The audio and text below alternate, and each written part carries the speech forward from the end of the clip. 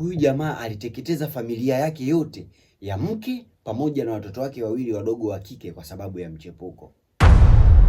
Huyu jamaa anaitwa Chris Watts.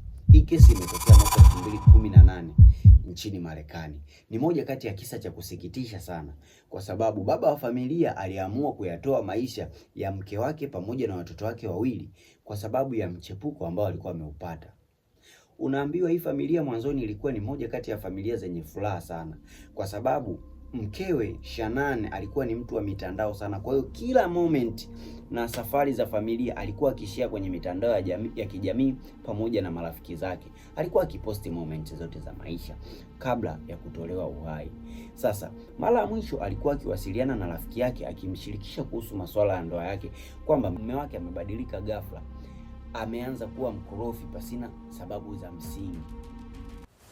Alipata safari akatoka yeye pamoja na watoto wake wawili. Akawa amemwacha mmewe nyumbani ambaye alikuwa ni bwana Chris Watts. Sasa baada ya safari, wakati anarudi, alipofika nyumbani ile siku ya kwanza tu waliingia kwenye mzozo mkubwa sana, na huu mzozo ndio uliopelekea mauaji ya hii kesi. Bwana Chris Watts tayari alikuwa ameshakuwa na mchepuko wake ambao huo mchepuko wake alikuwa anafanya nao kazi, alikuwa ni office mate, walikuwa wanafanya kazi ofisi moja. Na huu ndio uliokuwa unampa jamaa kiburi na kusababisha alete migogoro kwenye ndoa yake. Sasa baada ya mkewe kurudi kutoka safarini, ule mgogoro ulivyotokea, kesho yake ghafla alikuwa hapatikani kwenye simu, na aliyekuwa mtu wa kwanza kudauti alikuwa ni yule rafiki yake Shanann, mkewe Chris Watts. Alipomtafuta mara ya kwanza akaona hapatikani, mara ya pili hapatikani, akaamua aende moja kwa moja nyumbani kwake walipokuwa wanaishi ili ajue ni nini ambacho kimetokea. Alipofika pale, mume wake bwana Chris akajifanya hajui kabisa jambo linaloendelea, na yeye akawa anasema kwamba mara ya mwisho alizozana na mke wake akaamua kuondoka, kwa hafahamu hata yeye alipo. Basi yule rafiki yake na Shanann akaona afikishe hii taarifa polisi, kwa sababu mume wake mwenyewe alikuwa hajaripoti kupotea kwa mkewe pamoja na watoto wake wawili. Walipokuja polisi kuhoji pale, jamaa bado alikana kwamba haelewi mke wake pamoja na watoto wake wako wapi.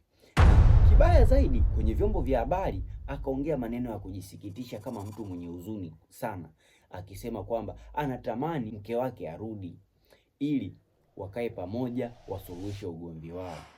Sasa maelezo ya Chris Watts yaliwatatiza maafisa wa polisi, wakaona kwamba kuna haja ya kufanya uchunguzi, na uchunguzi ukaanzia kwenye CCTV kamera za jirani.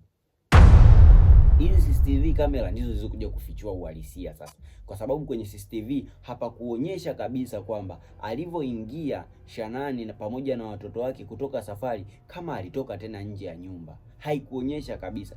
Na cha ajabu sasa, simu yake pamoja na pochi yake vilikuwa bado kwenye gari, kwa haikuonyesha kiashiria chochote kwamba alitoka. Baada ya kumbana sana Chris ndio akaamua atoe ukweli, aseme ukweli kwamba yeye mwenyewe kwa mikono yake amehusika kuwaua. Moja kati ya stori ya kuhuzunisha sana, kwa sababu unaangalia baba anaamua kutoa uhai wa mkewe mwenye ujauzito wa wiki 3 pamoja na watoto wake wawili wadogo sana wa kike.